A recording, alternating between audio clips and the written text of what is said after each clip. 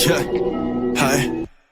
I'm on my match in the dark. I'm on my match in the dark. I'm on my match in the dark. I'm on my match in the dark. I'm on my match in the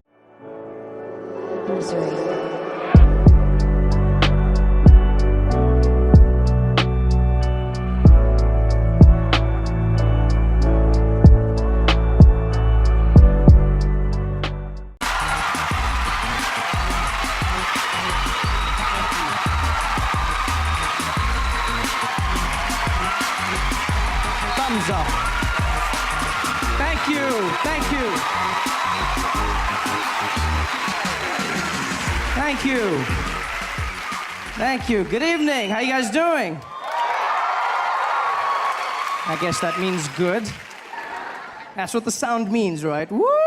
There's no sound for sad. Does anyone make that sound? How you feeling? Oh, no. It's really just that. Thank you very much for having me. Thanks for coming out. You guys are looking great and relaxed. It's nice weather, isn't it?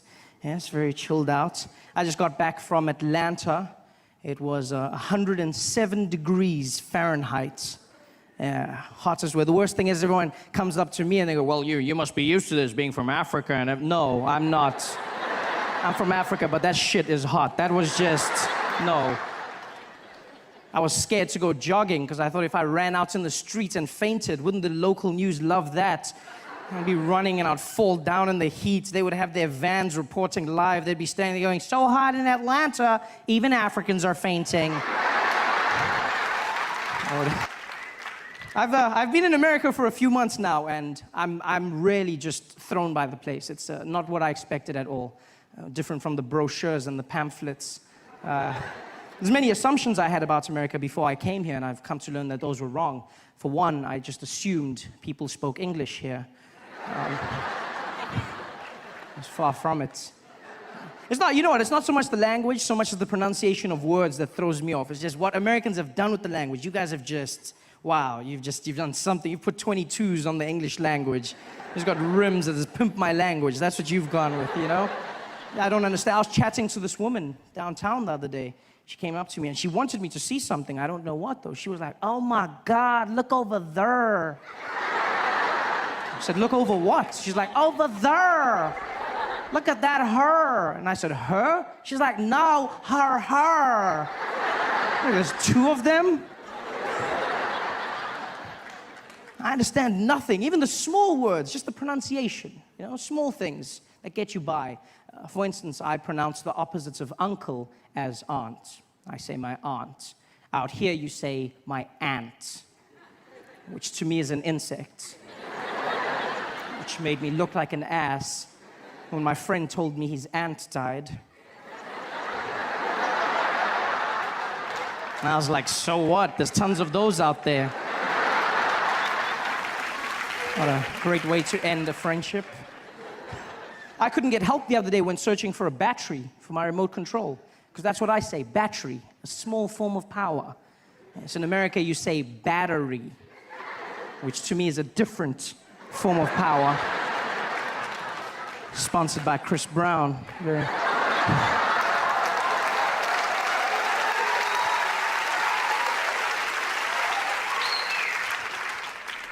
And you know what, I understand. We live on different sides of the globe, so it's fine. The language will evolve. This is something I've come to understand. But I hope I change one thing in your hearts forever. Just one thing.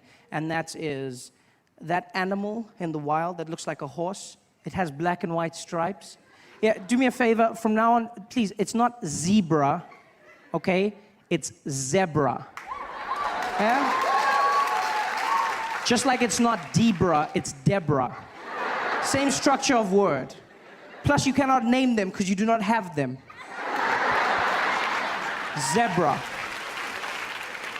This is madness. Everything out here is different. Do you know how hard it is to learn when you come out here? You have to change everything. There's the measurement system, which is just, I mean, America, you guys have your own thing, the imperial system, you know? On my side of the world, we use the metric system, and by my side, I mean the rest of the world, you know? We have the metric system, which is, amongst other things, very efficient. It's a very simple process. You know, everything goes into each other. And out here you have imperial, which is fine. I mean, I won't judge you. If you want to be imaginary, that's up to you. But I just feel like there's some consistency that's needed. Small things. Like, for instance, when we abbreviate our small measurement, milligrams, we use mg. milligrams, mg, milligrams. Yeah, yeah. And you guys have ounces, which you then abbreviate OZ. There's no Z in the word, ounces. I don't know. That's pale in comparison to what you've done with pounds. That for me, please explain to me how the abbreviation for pounds became LBS. Pounds. I look like the idiot walking into the store going, could I please have the 2 labs bag of sugar? Guy was like, you mean pounds? I said, I don't see the P, no, I don't. He said, well, it means pounds. It's not LBS. A lot of bullshit, that's what it stands for. This is horrible.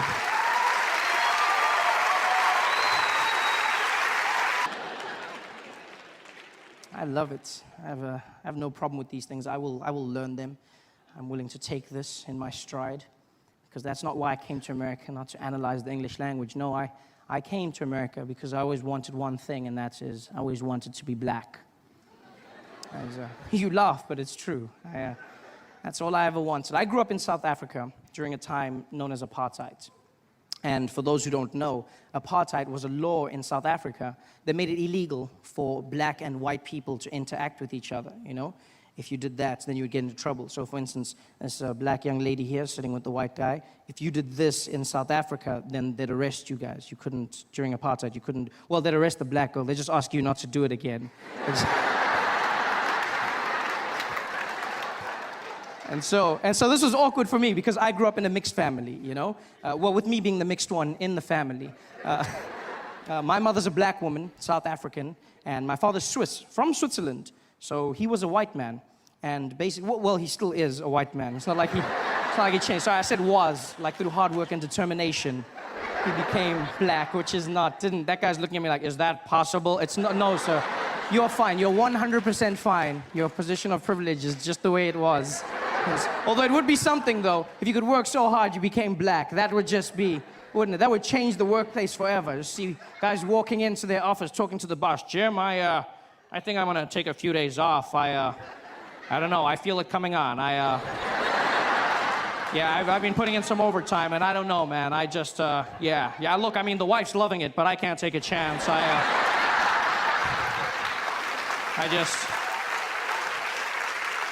just filled out a new loan application, and my credit's looking real good, so I'm gonna take a few days off, yeah. No, you're fine, sir. My father is alive and still very, very white. From Switzerland, my mother, Xhosa woman from South Africa, yeah. And they got together during this time, which was against the law, but they didn't care, you know? They were mavericks. They were just, you know, they fought the man. My mom was like, woo, I don't care, I want a white man, woo! You know? And my dad was also like, well, you know how the Swiss love chocolate, so he was just... he was in there.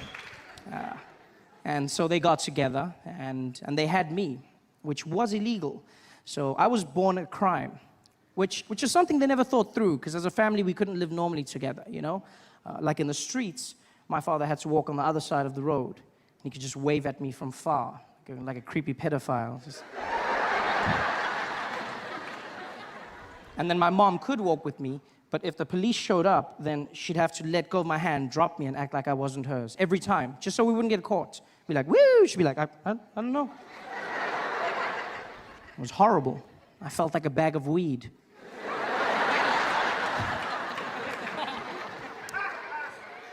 And one of the punishments for this crime was I was never afforded a race. I was never called black. I was never called white. I got horrible names like mixed breed and mutt and half caste, and you know, it was a horrible time for me. And one fateful day, I'll never forget, I met an American in South Africa. And he said to me, well, you know, Trevor, it's funny you say that because if you come out to America, they'll label you as black. I said, really? And he was like, hell yeah. Oh yeah, everybody's black out there. And I was like, wow, well, I want to be black. And I found out it's true. Mixed race people are categorized as black in America. Yeah. The only catch is, and nobody tells you this, you have to be liked and successful first. Before then, they say you mixed. You achieve success, and you get upgraded to black. All the famous mixed people do it. Singers, like Alicia Keys and Mariah Carey, yeah? Mixed, but then they say black singers. Sportsmen, like Tiger Woods, mixed, but then they say black golfer. The most famous mixed person on the planet by far, Barack Obama, mixed, half and half, straight down the middle. But then they say America's first black president, which is interesting because when he was running, they called him the mixed candidate. I see how it works. Everyone makes it obvious now. They're like, yeah, Barack, of course he won, of course. It wasn't that obvious when he started. It wasn't. I remember comedians coming out. They used to diss him. Guys would come out on stage and be like, man, how many of y'all seen that crazy-ass mixed fool run for president? Y'all seen that mixed fool run for president? What you gonna see? Ain't no mixed fool gonna be president of the United States of America. Ain't no man, which white people gonna be voting for a mixed fool? Even a black man can't win shit. Even a black man can't. How some mixed fool think he gonna do it? Man, that mixed fool, that crazy-ass mixed fool. How some mixed fool, that mixed fool? And then he won, and all of a sudden they were like, my nigga.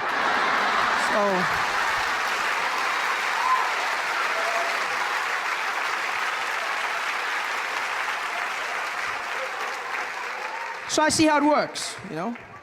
I understand. In order for me to become black, I have to work hard at it. And I'm willing to do the time. Yeah. I took the first opportunity I could. Bought myself a plane ticket from South Africa, and I said, I'm going out to America. I'm going there, and I'm going to be black.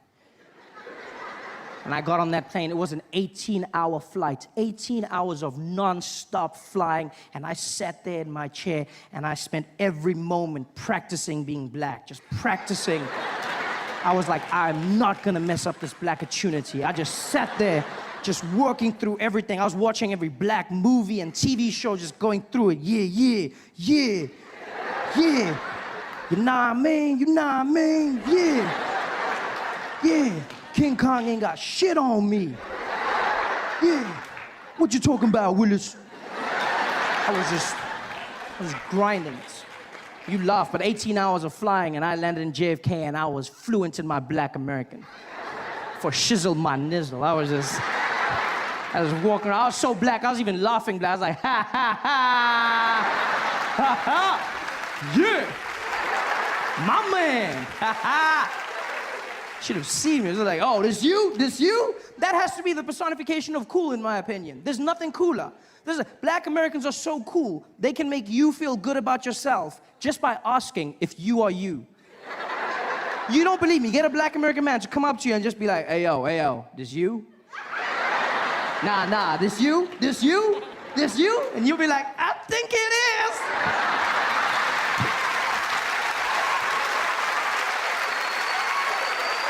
Magic. I was that black. Not just any black, but the coolest black in the world, and that's American black. I can say this with confidence, being from Africa. I know black. I'm well versed in the arts of black. I'm from the black factory.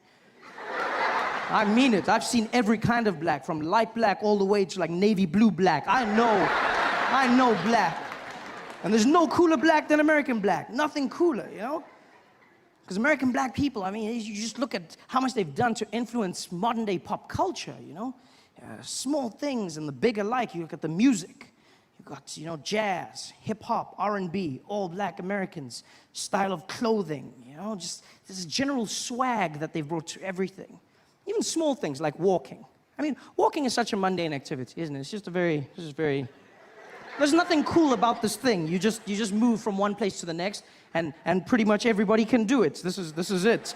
There's nothing. And then black Americans came along, and then they just added in that bounce, and all of a sudden you look really cool. You just, you know, you look like you have a purpose. You've just got that. Yeah, look at this. It's super cool. And it must be hard for an assassin to kill you. Just like. That's why if you look in American history, no black man was ever assassinated whilst walking, ever. So it was when they stopped and said something. Bang! That's when they went, because they got to walk. That's why if you look, Obama, every time he comes out of the jets or makes a speech, he's always just got that little bounce just before. Because in his head, he's like, you never know. You got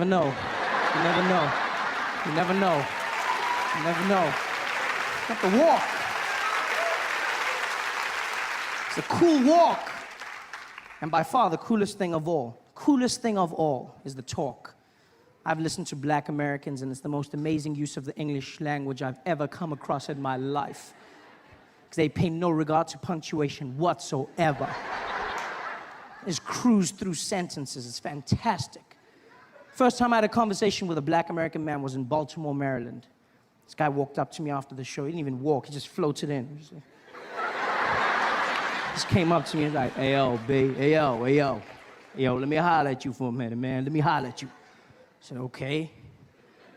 He's like, man, I ain't even gonna front, man. I ain't gonna front. I came out here, dude. I didn't even know who you was, man. I didn't even know. As I heard the show, I bought my girl. We was out there. You came out there. You were doing your thing. I was like, yo, man, I didn't even know they got them yellow bones out there in the motherland, man. I was like, yo, this kid better be funny, man, but I ain't gonna lie. You came out there, you was keeping it coming, keeping it moving. You was just beasting. I was like, all right, man, maybe this kid is the truth, yeah? This kid was doing his thing. He was keeping it out there. I started laughing. My girl was killing herself. I was like, all right, this mofo got flow for show. You know what I mean?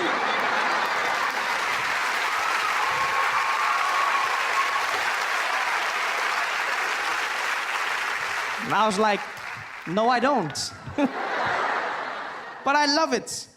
It's the most amazing use of English I've ever come across in my life. Just that one word alone, just the strength of that. Nah mean.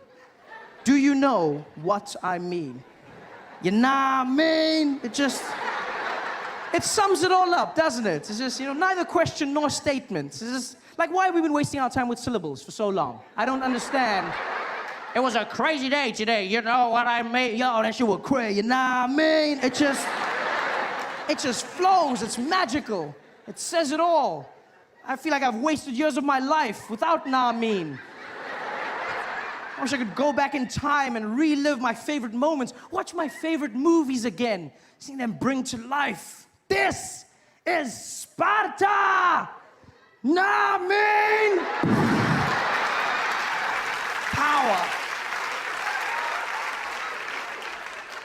Just give it something, I want to take that word home with me, home to Africa.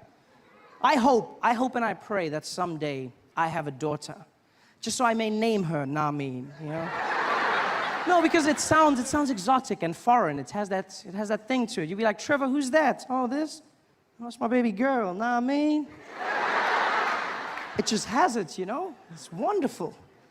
Just go back. I bet even greats like Shakespeare would have loved to use that word. They say he invented more words than anyone, but Namin, I bet he's in his grave going, I wish I had.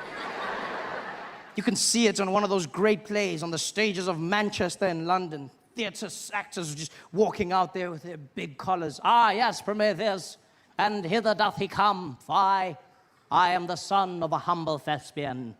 Namin. That's the magic. That's what I was, man. I was that black. You should have seen me. Just walking around the airport, shouting random things. Brooklyn! I didn't even know where that was. I was super black. Till some guy came up to me and he was like, Oye, papi! Ya llegamos, Pecado conocemos! I said, what? He's like, yo, man, we made it, man, we made it. And now that we're here, our kind, we got to stick together, man.